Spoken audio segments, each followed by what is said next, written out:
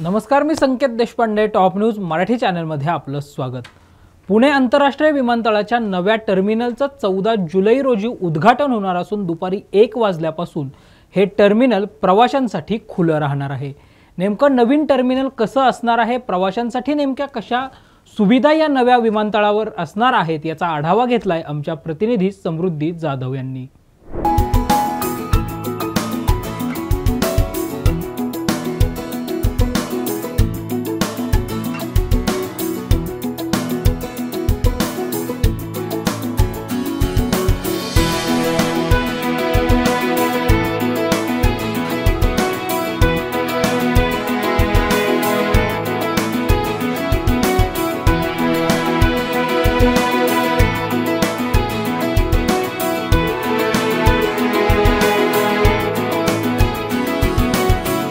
अखेर पुणेकरांसाठीची खुशखबर आलेली आहे। पुणे एअरपोर्टचं जे नवीन टर्मिनल होतं ते 14 जुलैला सगळ्यांसाठी खुलं होणार आहे। आता मी याच एअरपोर्टचं जे नवीन टर्मिनल आहे तिथे उभी आहे।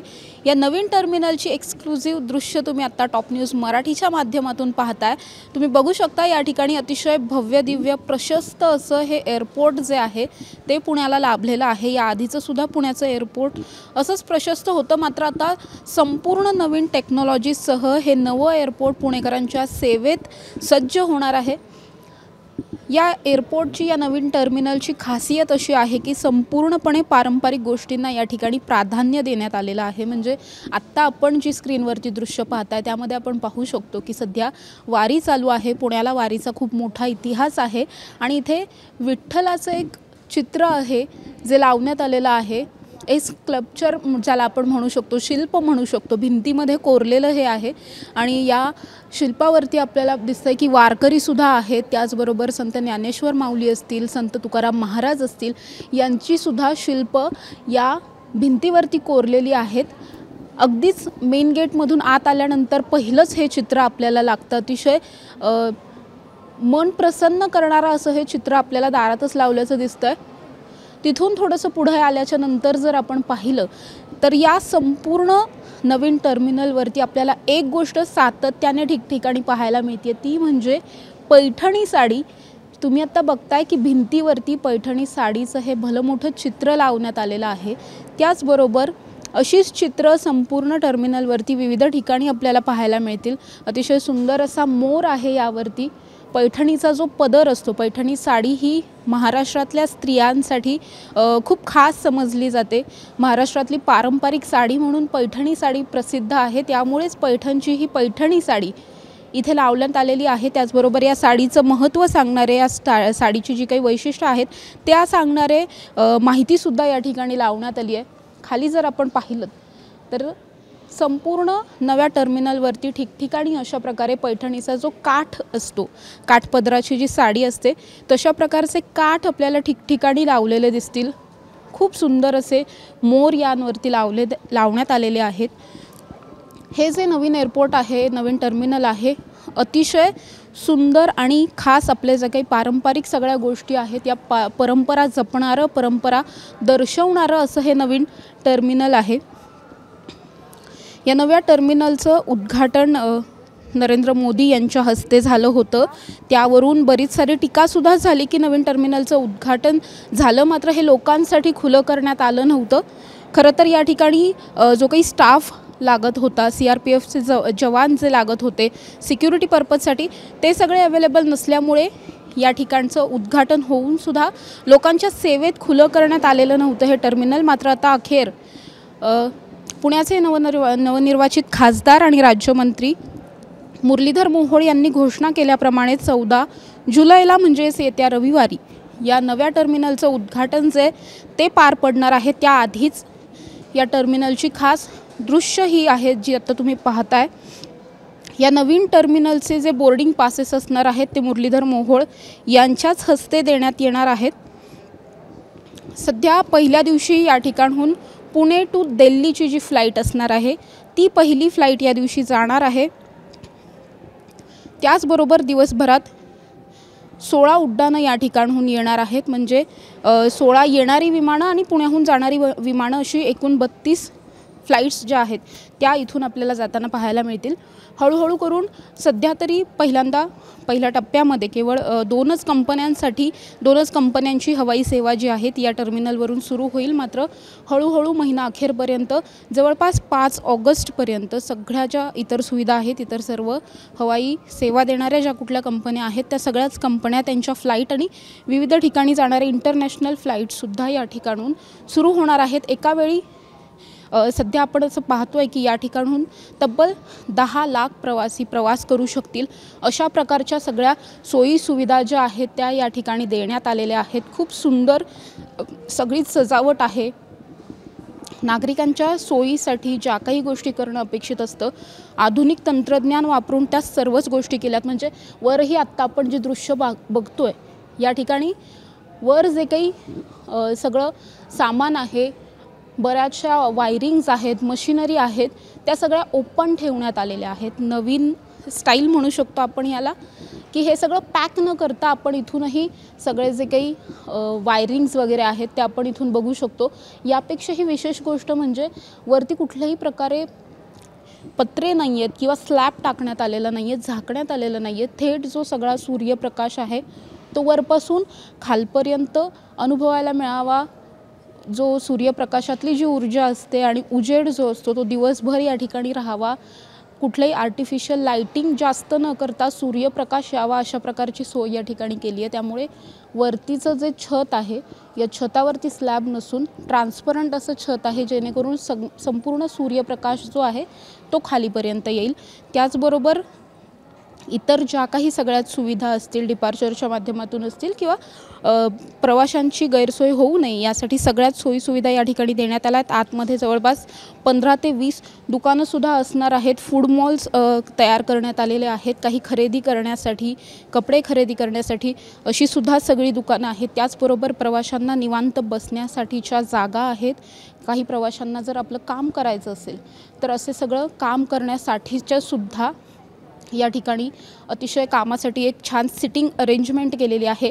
या नव्या टर्मिनलवरती सिटिंग अरेंजमेंट जी आहे ती अतिशय छान केलेली पाहायला मिळते। कारण ज्या माता असतात, गर्भवती माता असतील किंवा ज्या स्तनदा माता असतात त्यांची गैरसोय होऊ नये यासाठीचे खास रूम्स केलेले आहेत। त्याचबरोबर ज्यांना वर्कलोड असतो, काम करणारे जे व्यक्ती असतात त्यांच्यासाठी सिटिंग अरेंजमेंट त्या प्रकारची केलेली आहे की ते अगदी सुरळीतपणे बसून आपलं काम करू शकतात। या ठिकाणून तब्बल 10 लाख प्रवासी जे आहेत ते वर्षभरात प्रवास करतील अशा अपेक्षेनुसार, अशा आशेनुसार हे सगळं टर्मिनल जे आहे ते अतिशय प्रशस्त पद्धतीने तयार करण्यात आलेलं आहे।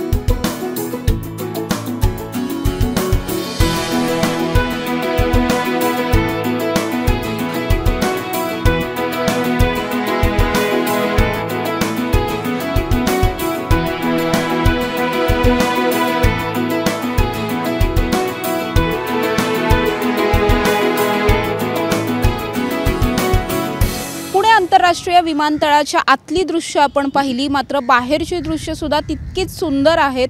तुम्ही जर आता माझ्या मागे पाहिलं तर तुम्हाला या ठिकाणी दिसतंय की पुणे एअरपोर्ट लिहिलेलं आहे, पुणे हवाई अड्डा। मात्र त्याच्या खाली जे काही आहेत ते प्रचंड पुणेकरांच्या आवडीचे सगळे विषय आहेत।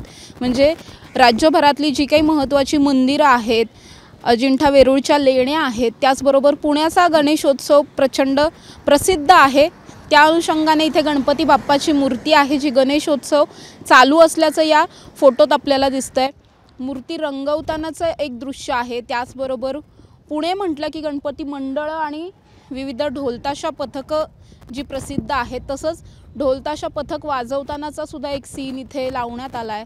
पुढे जाऊन आणखीन पाहिलं तर आपण दहीहंडीची ही सगळी दृश्य आहेत, थर लावतानाची ही पुण्यातलंच सगळे हे सीन आहेत। त्याचबरोबर पुढे जेजुरीचं मंदिरसुद्धा दिसतंय, श्री ज्योतिबाचं मंदिर आहे, बैलगाडा शर्यतसुद्धा आहे। नुकतीच वारी झाली आहे, त्या अनुषंगाने इथे दिवे घाटात जी मोठी मूर्ती आहे पांडुरंगाची ती मूर्तीसुद्धा आहे। पालखी सोहळासुद्धा दिसतोय। रांगड्या मातीतला खेळ आहे कुस्ती, त्या कुस्तीतले सुद्धा सीन्स काही या ठिकाणी लावण्यात आलेत। असे विविध सीन्स या ठिकाणी लावण्यात आलेले आहेत। राज्यभरातली जी प्रसिद्ध मंदिरं, प्रसिद्ध किल्ले, लेण्या, सण असं सगळं काही या टर्मिनलवरती कव्हर करण्यात आलं आहे। टर्मिनलच्या जर खालच्या बाजूला आपण पाहिलं तर एक ऐतिहासिक असं स्थळ जसं असतं तशा प्रकारचा ऐतिहासिक टच देण्याचं काम या ठिकाणी झालं आहे, कारण अतिशय सुंदर कोरीव असं बांधकाम या ठिकाणी केलेलं आहे। दगडातलं विटातलंच खरं तर हे बांधकाम आहे, मात्र दगडी बांधकाम जसं असतं तसं एक सीन त्याला देण्याचा, टच देण्याचा प्रयत्न करण्यात आला आहे। ऐतिहासिक जे वाडे आहेत, म्हणजे जसं आपला शनिवार वाडा असेल तशा प्रकारचे दरवाजे, तशा प्रकारचे पोल या ठिकाणी कोरण्यात आलेले आहेत भिंतीवरती। त्यामुळे अतिशय सुंदर असं सगळंच या ठिकाणी पुणे, जसं आपण म्हणतो की सांस्कृतिक राजधानी आहे, परंपरा जपणारं पुणे शहर आहे।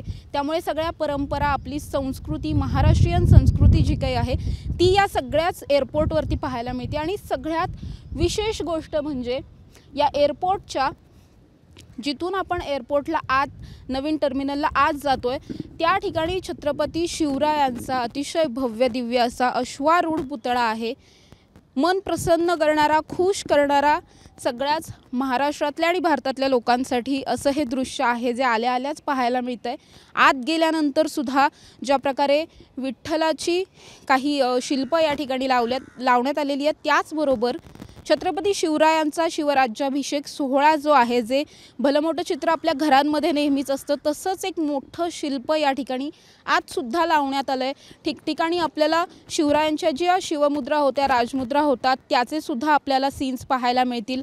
एका ठिकाणी या ठिकाणी अजिंठा वेरूळच्या लेण्यांमध्ये जशा प्रकारची शिल्प आहेत तशा प्रकारची शिल्पसुद्धा लावण्यात आली आहेत। असं महाराष्ट्रात आणि पुण्यामध्ये ज्या काही प्रसिद्ध गोष्टी आहेत, जी काही परंपरा आणि महाराष्ट्राची संस्कृती आहे, ती सगळीच संस्कृती पूर्णपणे जपण्याचा प्रयत्न या नव्या टर्मिनलच्या माध्यमातून करण्यात आला आहे। त्यामुळे हे नवीन टर्मिनल केवळ पुणेकरांसाठी नाही, संपूर्ण महाराष्ट्रातल्याच लोकांसाठी अतिशय खास असणार आहे।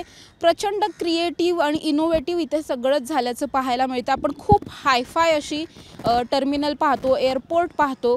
देशभरात अनेक हायफाय, स्टँडर्ड, पूर्ण हाय टेक्नॉलॉजी असलेली टर्मिनल्स आहेत, एअरपोर्ट आहेत। हे सुद्धा तसंच हाय टेक्नॉलॉजी असलेलं एक एअरपोर्ट आहे, टर्मिनल आहे। मात्र यामध्ये खासियत एक अशी आहे की महाराष्ट्रीयन टच इथल्या प्रत्येक गोष्टीला आहे। इथली प्रत्येक वास्तू आहे, प्रत्येक भिंत आहे, यावरती महाराष्ट्रातलं काहीतरी सांगणारं एक प्रत्येक गोष्ट या ठिकाणी लावण्यात आली आहे, कोरण्यात आली आहे। त्यामुळे सगळ्याच महाराष्ट्रीयन लोकांना या ठिकाणी आल्यानंतर अतिशय छान वाटेल, यात काही वाद नाही। त्याचबरोबर जे नवे प्रवासी पर्यटक पुण्यामध्ये येत असतात त्यांनासुद्धा इथे आल्या आल्याच महाराष्ट्राच्या संस्कृतीची एक थोडीशी ओळख या टर्मिनलच्या माध्यमातून होईल। त्यामुळे आता 14 तारखेची वाट सगळेच पुणेकर पाहताना दिसतात आपल्याला, कारण 14 तारखेला ऑफिशियली पुणेकरांच्या सेवेत सज्ज होणार आहे हे नवं टर्मिनल। त्यामुळे तुम्हीसुद्धा हे टर्मिनल पाहायला एकदा नक्की या। 14 तारखेची ओपनिंग झाल्यानंतरची दृश्यसुद्धा आपण टॉप न्यूज मराठीच्या माध्यमातून पाहणार आहोत। सध्या तरी आता हे जे टर्मिनल आहे अतिशय छान झालं आहे, पुणेकरांच्या सेवेत सज्ज होतं आहे। अनेक वर्षांपासून हे टर्मिनलचं काम चालू होतं, लोकांच्या सेवेत कधी उतरणार असे प्रश्न पुणेकरांना पडले होते। या प्रश्नांची उत्तरं आता मिळालेली आहेत। 14 जुलैला रविवारी या टर्मिनलचं उद्घाटन आणि लोकार्पण सोहळा पुणेकरांच्या सेवेत होताना पाहायला मिळणार आहे। कॅमेरा पर्सन निलेश सह Samruddhi Jadhav, top news Marathi, Pune. Come on guys, hurry up. अरे सुन ना, एक ब्रेक ले लेते हैं। Guys I am telling you, तुम लोगों को सही से ट्रैकिंग नहीं आता, but that's okay, you can learn. रोज का ढक्कन देना। ये रेड वाला है, सही वाला देना। अबे ढक्कन, पहले तो सही पानी पीना।